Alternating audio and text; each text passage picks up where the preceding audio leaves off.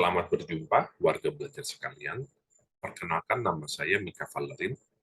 Saya ingin memperkenalkan program GeoGebra Classic 5 kepada warga belajar sekalian, karena program ini selain gratis, selama ini cukup membantu saya dalam mengerjakan tugas kuliah maupun menerangkan materi atau memberikan soal kepada murid-murid matematika saya.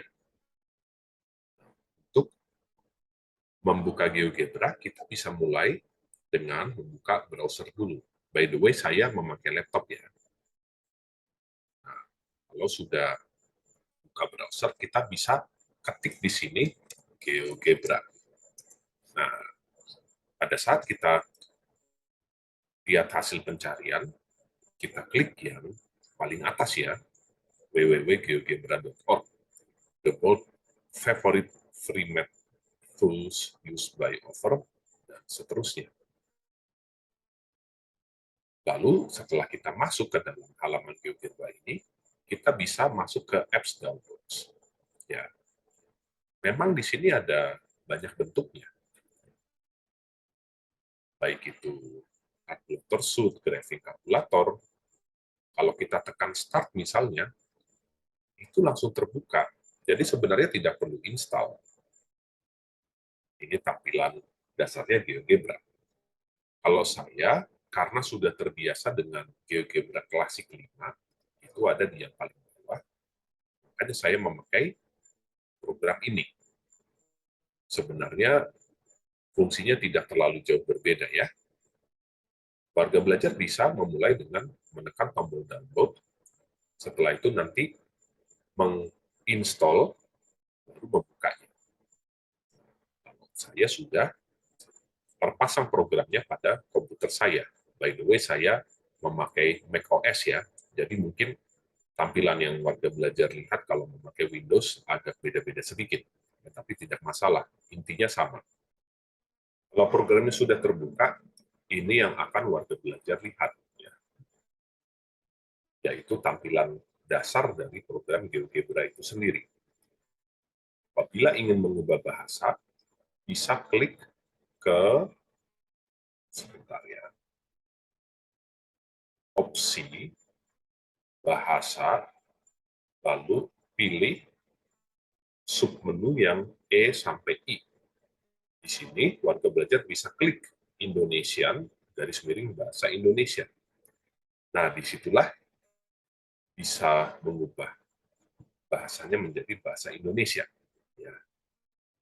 Kemudian warga belajar bisa melihat beberapa fiturnya ya, mulai dari menu yang ada di atas, ada GeoGebra, berkas, ubah, tampilan, opsi, peralatan, jendela, bantuan, yang nantinya akan diperlukan sesuai dengan kebutuhan warga belajar. Lalu, pada programnya sendiri, warga belajar bisa perbesar jendela. Seperti ini. Warga belajar bisa melihat ada beberapa tombol di atas ya, ada tombol pindah, titik baru, garis yang melalui dua titik, garis tegak lurus, poligon, lingkaran, elips, sudut, refleksi, objek pada garis, luncuran, maupun geser tampilan grafik.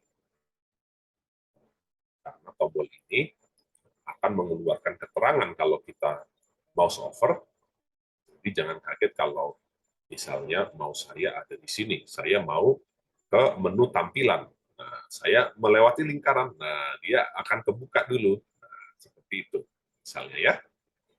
Jadi tidak apa-apa. Dan sebenarnya tombol-tombol ini memiliki sub menu juga. Misalnya seperti tombol pindah, kalau klik yang kanan bawahnya, akan ada beberapa pilihan. Titik juga ada beberapa pilihan. Begitu juga dengan garis maupun tombol yang di sebelah garis, kita bisa membuat sesuatu sesuai dengan keperluan ya.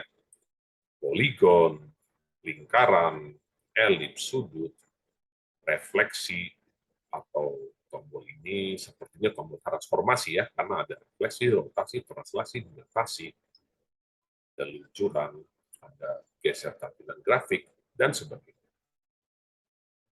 Kemudian tampilannya pun juga bisa kita atur sesuka hati.